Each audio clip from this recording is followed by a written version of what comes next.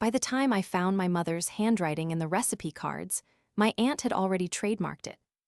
My mother cooked like she was afraid love would cool if it sat too long. Her counters were always floured, her aprons smelled like cloves and onions, and every serious family conversation somehow ended with her sliding a bowl toward whoever was hurting most. When she died, my aunt took the boxes from the pantry and told me she would organize the estate kitchen because I was too wrecked to look at anything. 3 months later, she launched a subscription box built around our grandmother's lost recipes with soft brown packaging, family story inserts, and a waiting list long enough to get local press.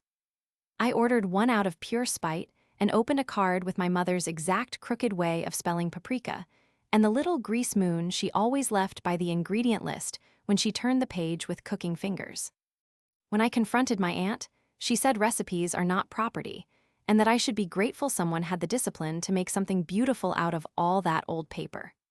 She had already trademarked the brand name, licensed 2 spice blends, and started filming videos in my mother's apron with the chest pocket stitched back on in blue thread exactly the way I repaired it in high school.